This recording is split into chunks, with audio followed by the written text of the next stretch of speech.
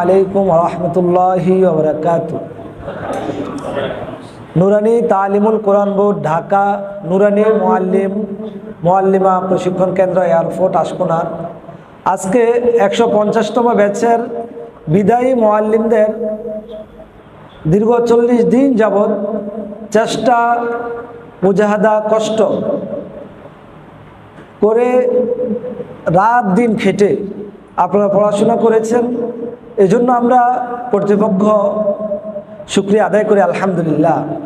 আর আমরা আপনাদের জন্য দোয়া রাখি, আল্লাহ সুবহানাহু ওয়া তাআলা আমাদের প্রত্যেককে যতদিন দুনিয়াতে বেঁচে থাকি ততদিন যেন আল্লাহ রাব্বুল আলামিনকে রাজি খুশি করার নিয়তে রাসূলুল্লাহ সাল্লাল্লাহু আলাইহি ওয়াসাল্লাম এবং রাসূলুল্লাহ সাল্লাল্লাহু আলাইহি ওয়াসাল্লাম বিদায় হজের ভাষণে যে ঘোষণা দিয়েছেন, সাহাবায়ে কেরামরা ঘোষণা পেয়ে যেই রকমভাবে দিক বিদিক ছুটে গিয়েছে কোরআনের দাওয়াতে, হাদিসের দাওয়াত পৌঁছে দেওয়ার জন্য, আমরা ইতিহাস খুঁজলে পাই অনেক সাহাবীদের কবর ভারত উপমহাদেশেও আছে। এমনকি ইতিহাসে এমনও ঘটনা আছে যে আমাদের খোদ বাংলাদেশেও সাহাবীদের কবর আছে। তো বাংলাদেশের সাহাবীর কবর কিভাবে হয়েছে? অবশ্যই দ্বীনের দাওয়াত দেওয়ার জন্য সে মক্কা থেকে নিয়ে মদিনা থেকে সুদূর বাংলাদেশে চলে এসেছে। ওই সময় বিমান, হেলিকপ্টার, গাড়ি কোনো কিছুই ছিলেন না, ছিল শুধু পায়ে হাঁটার 2টা পা, আর ছিল খচ্চর বা গাদা। আর যারা একটু ধনাঢ্য ছিল তাদের জন্য ছিল ঘোড়া। সাহাবায়ে কেরামরা হয়তো পায়ে হেঁটে বা ঘোড়ায় চড়ে অথবা খচ্চর বা গাদায় চড়ে দিন প্রচারের নিয়তে যদি মক্কা থেকে নিয়ে আমাদের বাংলাদেশ পর্যন্ত চলে আসতে পারে, তাহলে আমরা রাসূল সাল্লাল্লাহু আলাইহি সাল্লামের উত্তরসূরি, আমরা রাসূল সাল্লাল্লাহু আলাইহি সাল্লামকে সবচেয়ে বেশি ভালোবাসি, মহব্বত করি। আমরাও যেন ওই সাহাবায়ে কেরামদের মতো করে দিক বিদিক ছুটে যেতে পারি কোরআনের দাওয়াতে, হাদিসের দাওয়াতে। এই নিয়ত আমরা ব্যক্ত করে আজকে এখান থেকে বিদায় নিব ইনশাআল্লাহ। সম্মানিত মুআল্লিম হযরতগণ, যারা 40 দিন আগে এখানে প্রশিক্ষণে এসেছেন, আজকে চলে যাবেন। কোনো মুআল্লিম এই ফেলাস পেয়েছে, মুমতাজে মুরতাফি হয়েছে। কোনো মুআল্লিম মুআল্লিমা শুধু মুমতাজ হয়েছে। কোনো মুআল্লিম মুআল্লিমা জাইদ জিদ্দান মুরতাফি হয়েছে। কেউ বা শুধু জাইদ জিদ্দান হয়েছে, আবার কেউ জাইদ জিদ্দানের পরেও হয়েছে। তো দুনিয়ার যে একটা নিজাম, দুনিয়ার নিজামের মধ্যে আমরা এটা পাই যে যত বেশি চেষ্টা করে সে তত বেশি উপরে যেতে পারে। আমরা যে যত বেশি চেষ্টা করেছি, যত বেশি মেহনত করেছি, আমরা তত বেশি ঊর্ধ্বে ফল পেয়েছি, নাম্বার পেয়েছি।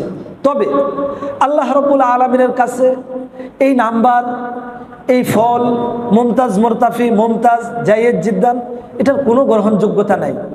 আল্লাহ রাব্বুল আলামিনের কাছে কোনটা গ্রহণযোগ্য? আল্লাহ রাব্বুল আলামিনের কাছে গ্রহণযোগ্য জিনিস হলো মানুষের মন, দিল। সে কোন নিয়তে, কাকে পাওয়ার জন্য, কি পাওয়ার জন্য এই দ্বীনকে শিখেছে এবং শিক্ষা দেওয়ার কাজে নিজেকে নিমজ্জিত করেছে। তা আমরা সবসময় বলে থাকি, আমাদের আশা, ইচ্ছা, আকাঙ্ক্ষা এইটাই। এবং আমাদেরকে যারা মাদ্রাসায় পড়িয়েছে, অর্থাৎ আমাদের মা বাবা, ভাই বোন, আত্মীয় স্বজন, যারা আমাদেরকে টাকা অর্থ করে দিয়ে মাদ্রাসায় এতদিন যাবৎ পড়ার সুযোগ করে দিয়েছেন, আর যে আল্লাহর কৃপায় আমরা পড়েছি, আমাদের সব প্রত্যেকের একই নিয়ত যে আমরা আল্লাহর দ্বীনকে আল্লাহর জমিনে বাস্তবায়ন করব। আজকের ফল ঘোষণা করা হবে। এই ফল শুধু দুনিয়ার জন্য, কিন্তু আখেরাতের ফল হলো আসল, আখেরাতের ফল হলো, সেটা হলো ব্যাপক, এবং সেটাই আমাদের জন্য কামিয়াবি। আমরা প্রত্যেকে আজকের থেকে নিয়ত করব, এই আশা ব্যক্ত রেখে, এই নিয়ত করে আমরা এখান থেকে যাব যে ইনশাআল্লাহ যতদিন আমরা এই দুনিয়াতে বেঁচে থাকি ততদিন আমরা আল্লাহর জমিনে আল্লাহর দ্বীনকে বাস্তবায়ন করার জন্য কোরআন হাদিসের সঠিক জ্ঞান প্রত্যেকটা মানুষের ধারে ধারে পৌঁছে দেওয়ার জন্য আমরা চেষ্টা করে যাব ইনশাআল্লাহ। আল্লাহ আমাদের প্রত্যেককে তৌফিক দান করুক, বলেন আমিন।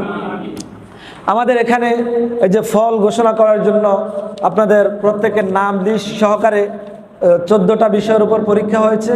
কে কোন বিষয়ে কত নাম্বার পেয়েছে সেটার বিস্তারিত এসে পড়েছে।